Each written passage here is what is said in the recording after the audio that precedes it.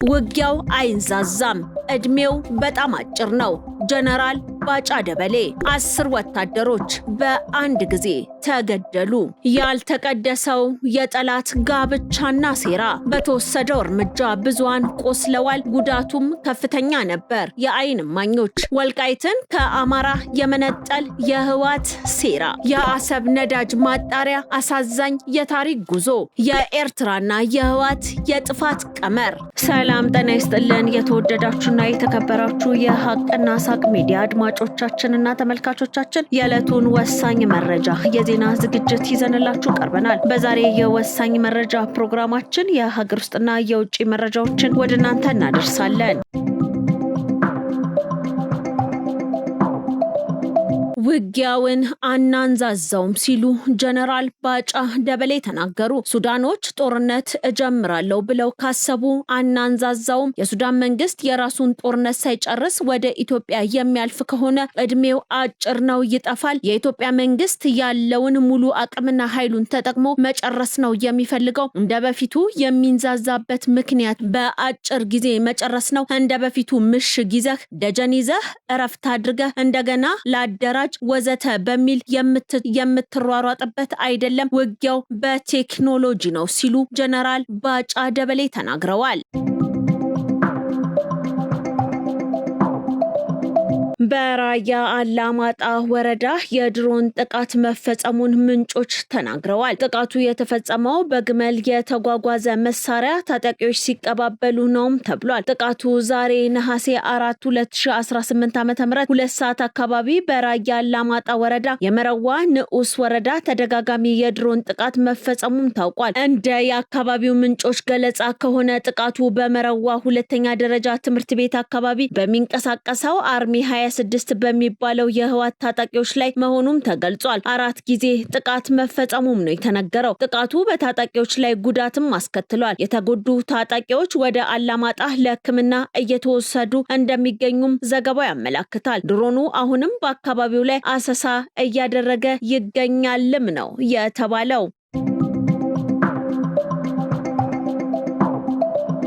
በወታደራዊ ስትራቴጂ ውስጥ የመጀመሪያው ጥይት የሚተኮስበት ቦታ የውጊያው መጀመሪያ ብቻ አይደለም፣ የቡድኑ የመጨረሻ የፖለቲካ ግብ ማሳያ ካምፓስ እንጂ። የጦርነት መጫሪያ ቦታ መምረጥ በአጋጣሚ የሚደረግ ክስተት አይደለም። ህወሓት አዲስ የውጊያ ምዕራፍ ሲከፍት አቅጣጫውን ወደ ወልቃይት ጠገዴ ወይም እነሱ እንደሚጠሩት ምዕራብ ትግራይ ማድረጉ የቡድኑን የረጅም ጊዜ ስትራቴጂካዊ ህልምና ስጋት ግልጽ አድርጎ የሚያሳይ ነው። ለመሆኑ ህወሓት ሌሎች ግንባሮችን ትቶ የመጀመሪያውን ድብደባ በዚህ ቀጠና ያደረገው ለምንድን ነው? መልሱ ግልጽ ነው። የህወሓት ወታደራዊና ፖለቲካዊ ስሌት በሁለት ዋና መንገዶች የተቃኘ ነው። የመጀመሪያና የተሳካ ከሆነ ሊተገብረው ያሰበው ግብ ይህንን መሬታችን ነው የሚለውን ስትራቴጂካዊ ቀጠና ከአማራ እጅ አስወጥቶ ነፃ ካደረገ በኋላ የውጭ ኃይሎችን ድጋፍ በማጠናከር በሌሎች ግንባሮች በኩል ወደሚመኘው 4 ኪሎ መገስገስ ነው። ነገር ግን ይህ ጉዞ እንደ ቀድሞ ቀላል ሆኖ ካላገኘውና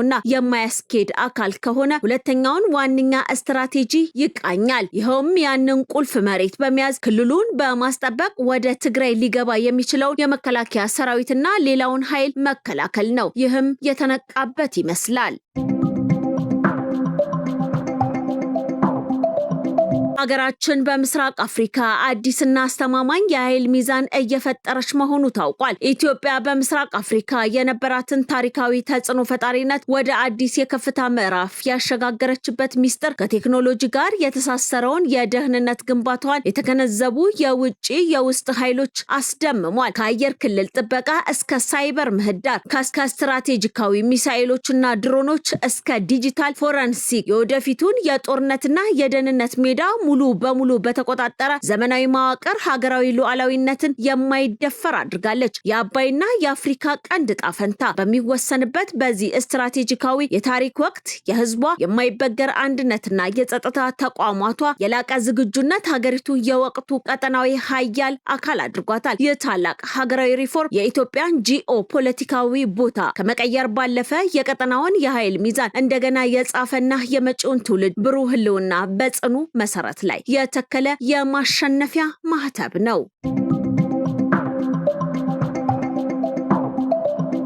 የሻቢያ ቀጠናዊ ሴራ። የሻቢያ መንግስት በታሪኩ የራሱን የውስጥ የፖለቲካና የኢኮኖሚ ውድቀቶች ለመሸፈን እንዲሁም የአገሪቱን ህዝብ በጭቆና ስር አስሮ ለማቆየት ሁልጊዜም ውጫዊ ጠላቶችን የመፍጠርና የቀጠናውን ሰላም የማደፍረስ ስትራቴጂ ሲከተል ቆይቷል። አሁን ደግሞ የጦርነቱን እሳትና ውድመት ከራሱ ምድር ህዝብ በመራቅ የኢትዮጵያ ምድር የደም አፋሳሽ ግጭት ማዕከል ለማድረግ አደገኛ የፖለቲካዊና የወታደራዊ ቁማር ውስጥ ገብቷል። በሌሊት ጨለማ መሳሪያዎችንና ወታደራዊ ድጋፎችን ወደ ትግራይና ወደ ተለያዩ የኢትዮጵያ ክፍሎች ማስገባት የአካባቢውን ሰላም በዘላቂነት ለማደፍረስና ኢትዮጵያውያንን እርስ በርሳቸው ለማፋጀት የተሸረበ መርዛማ እቅድ አካል ነው። የኢትዮጵያ ክብር የሆነው ሰራዊት የኢፌድሪ መከላከያ ሰራዊት ኢትዮጵያ በታሪኳ ውስጥ የነጻነትን እሴት በክብር ያስጠበቀች በጀግኖች የተጻፈ የጀግንነት ታሪክ ያላት ሀገር ናት። ለሀገር ክብር ለሉዓላዊነትና ለህዝብ ሰላም ሲሉ በየዘመኑ የተሰዉ ጀግኖች የኢትዮጵያን ክብር በደማቸው አጽንተዋል። ይህ የጀግንነት ቅርስ ከትውልድ ወደ ትውልድ ተላልፎ ዛሬም በሀገር መከታ ሆኖ በሚያገለግለው የኢትዮጵያ ሰራዊት ውስጥ ቀጥሏል። መከታ ሆኖም ቆይቷል። በተለያዩ ዘመናት ከውጭ ወራሪዎችና ከተለያዩ ፈተናዎች ሀገሩን ለመጠበቅ በጀግንነትም ተክተዋል። መከታ ሆነው ቆይተዋል። በተለያዩ ዘመናት ከውጭ ወራሪዎችና ከተለያዩ ፈተናዎች ሀገሩን ለመጠበቅ በጀግንነት ሰራዊቱ ተዋግቷል። በተለይም የአድዋ ድል የኢትዮጵያውያን የጀግንነትና የአንድነት ታላቅ ምዕራፍ ነው። የወታደሩ ክብር ግን በጦር ሜዳ ብቻ አይወሰንም። ሰራዊቱ ሰላምን ለማስጠበቅ ህዝብን ለማገልገል በአደጋ ጊዜ ለመድረስና የሀገርን አንድነት ለማስከበር በታማኝነት ይሰራል። ታማኝነት፣ ዲሲፕሊን፣ ጀግንነትና መስዋዕትነትንም የወታደሩ መለያ ባህሪ ናቸው። የዘመኑ የኢትዮጵያ ሰራዊትም የጀግኖችን ወግና ታሪክ በመውረስ ሀገራዊ ግዳጁን በብቃት እየተወጣ ይገኛል። የሀገሪቱን ሉዓላዊነትና የህዝብን ሰላም ለማስጠበቅ በቀንና በሌሊት ይሰራል። ከወታደራዊ ግዳጅ ባሻገርም በልማት በአደጋ መከላከልና በሰብአዊ ድጋፍ ስራዎች ውስጥ ጉልህ አስተዋጽኦ አለው። በዘመናዊ ቴክኖሎጂ በሙያ ብቃትና በተሻሻለ ወታደራዊ አቅም የታገዘው ሰራዊቱ ለማንኛውም ሀገራዊ ጥሪ ዝግጁ ሆኖ ግዳጁን እየፈጸመ ይገኛል። ስለዚህ የኢትዮጵያን ታሪክ ስንዘክር ያለፉትን ጀግኖች ብቻ ሳይሆን ዛሬም በድንበር በግንባርና በተለያዩ ሀገራዊ ግዳጆች ላይ የቆሙትን የሰራዊቱ አባላትን ልናከብር ይገባል። የኢትዮጵያ ታሪክ የጀግኖች ታሪክ ነው። የዘመኑ ሰራዊትም የዚያን ታላቅ ቅርስ ተሸክሞ ወደ ቀጣዩ ትውልድ የሚያሻግር የሀገር ክብርና ኩራት ነው።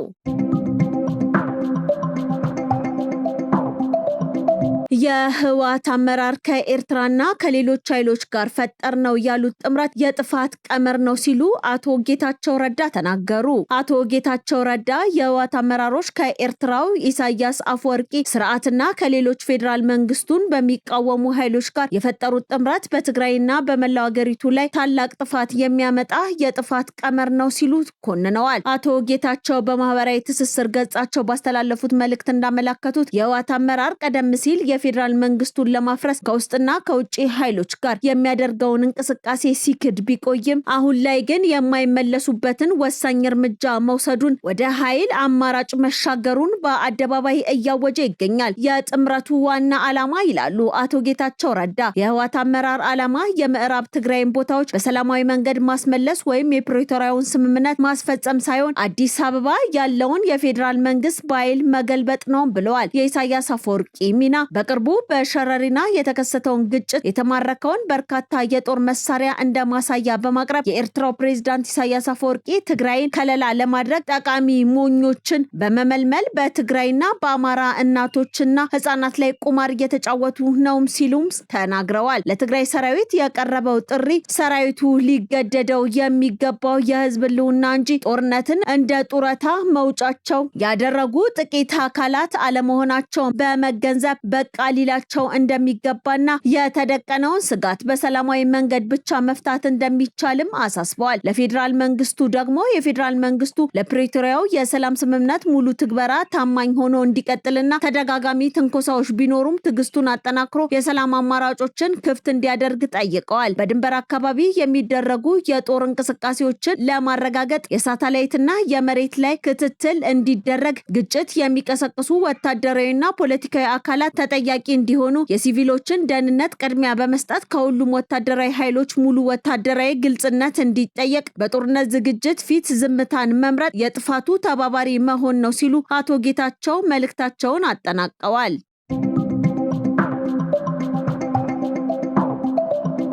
ዶክተር ቴድሮስ አድሃኖም በኢትዮጵያ ወቅታዊ የጸጥታ ሁኔታ ላይ ያላቸውን ስጋት ገለጹ። የዓለም ጤና ድርጅት ዋና ዳይሬክተር ዶክተር ቴድሮስ አድሃኖም በትናንትናው ዕለት በይፋ የማህበራዊ ትስስር ገጻቸው ላይ ባስተላለፉት መልእክት በኢትዮጵያ የተለያዩ አካባቢዎች እየተካሄደ ያለው የትጥቅ ግጭት እንዲቆምና በአስቸኳይ ወደ ሰላማዊ አማራጮች እንዲመጣ ጥሪን አቅርበዋል። ዋና ዳይሬክተሩ ባሰፈሩት ጽሑፍ ኢትዮጵያ የሚያስፈልጋት ተጨማሪ ጦርነት አይደለም በማለት አገሪቱ ያለችበትን አስከፊ የጸጥታ ሁኔታ አመላክተዋል። ዶክተር ቴድሮስ በዝርዝር በገለጹት ነጥብ በአማራ ክልል ለ3 ዓመታት የዘለቀው የትጥቅ ግጭት የበርካታ ዜጎችን ሕይወት መቅጠፉንም ነው ያስታወሱት። በተጨማሪም በኦሮሚያ ክልል ያለው ደም መፍሰስ መቀጠሉን፣ በትግራይ ክልል ዳግም ወደ ግልጽ ጦርነት የመገባት ስጋት መኖሩን እንዲሁም የአፋርና የቤኒሻንጉል ጉሙዝ ክልሎች በግጭትና በአመጽ ውስጥ መቆየታቸውንም በአጽንኦት ጠቁመዋል። ኢትዮጵያውያን ከዚህ የተሻለ ሰላማዊ ሕይወት ይገባቸዋል ሲሉም ንግግራቸውን ደምድመዋል።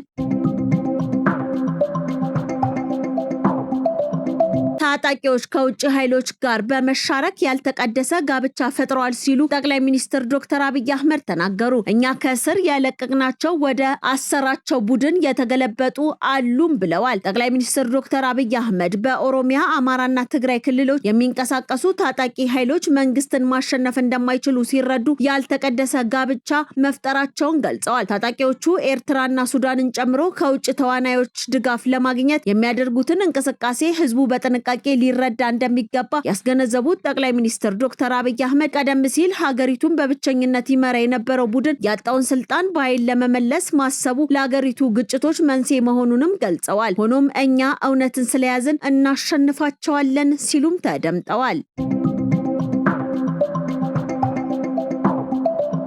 ከሀገር ሀብትነት እስከ ብረት ክምር የአሰብ ነዳጅ ማጣሪያ አሳዛኝ የታሪክ ጉዞ። በ1960ዎቹ መጀመሪያ በንጉስ ቀዳማዊ ኃይለ ሥላሴ አነሳሽነትና በሶቪየት ህብረት የ55 ሚሊዮን ብር ድጋፍ የተገነባው የአሰብ ነዳጅ ማጣሪያ ኢትዮጵያ የነዳጅ ፍላጎቷን በራሷ አቅም እንድታሟላ ያስቻለ ግዙፍ ተቋም ነበር። በወቅቱ በአመት 500,000 ሜትሪክ ቶን ነዳጅ የማጣራት አቅም የነበረው ይህ ማጣሪያ ከሀገሪቱ የነዳጅ ፍላጎት በላይ በመሆኑ የነዳጅ አቅርቦት ዋስትናን አረጋግጦም ነበር። በኋላ የመጣው የደርግ መንግስትም የማጣራቱን አቅም ወደ 800,000 ሜትሪክ ቶን በማሳደግ አገልግሎቱን አጠናክሮ ቀጥሎ ነበር። በ1983 ዓ.ም ኤርትራ ስትገነጠል ማጣሪያው እስከ 1989 ዓ.ም ድረስ ለኢትዮጵያ አገልግሎት ሲሰጥ የቆየ ቢሆንም በኋላ በተነሳው ጦርነት ምክንያት ሙሉ በሙሉ ሊቆም ችሏል። የኢትዮጵያ የባህር በር የንግድ መርከቦችና የባህር ኃይልን ጨምሮ ይህንን ግዙፍ የኢኮኖሚ መሰረተ ልማት ያለምንም ህዝባዊ ስምምነት አሳልፎ የሰጠው የህወሓት ቡድን በአገሪቱ ላይ ትልቅ የታሪክ ጠባሳ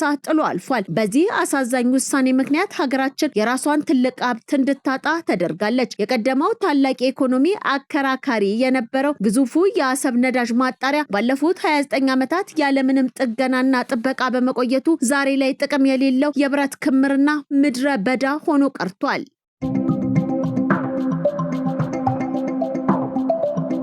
በማሊ አንድ የጦር ሰፈር ላይ በተፈጸመ ጥቃት ቢያንስ 10 ወታደሮች ተገደሉ። በመካከለኛው ማሊ በሚገኝ የጦር ሰፈር ላይ እሁድ ዕለት በተፈጸመ ጥቃት ቢያንስ 10 ወታደሮች መገደላቸውን የጸጥታና የአካባቢ ምንጮች አስታውቀዋል። ከአልቃይዳ ጋር ግንኙነት ያለው ጀኒም የተሰኘ ታጣቂ ቡድን ለጥቃቱ ኃላፊነት መውሰዱ ተገልጿል። በሴጉ ክልል በሚገኘው የሳን መንደር ውስጥ የሚገኘው የጦር ካምፕ በጥቃት ፈጻሚዎቹ ለጊዜው ተይዞ እንደነበረ ለአጃንስ ፍራንስ ፕሬስ የገለጹ የጸጥታ ምንጮች እስካሁን ባለው ጊዜ ወደ 10 የሚጠጉ ወታደሮች መገደላቸውን አረጋግጠዋል። የአካባቢው ነዋሪዎችም በማለዳ ክፍለ ጊዜ ከባድ ግጭት፣ ተደጋጋሚ ፍንዳታዎች ሲሰሙ እንደነበረም ነው የተገለጸው። የተወደዳችሁና የተከበራችሁ የሀቅና ሳቅ ሚዲያ አድማጮቻችንና ተመልካቾቻችን የዕለቱ የወሳኝ መረጃ የዜና ዝግጅታችን የተከታተላችሁትን ይመስል ነበረ። ቀሪ ፕሮግራሞቻችን ይቀጥላሉ። ጥሩ ጊዜ ይሁንላችሁ።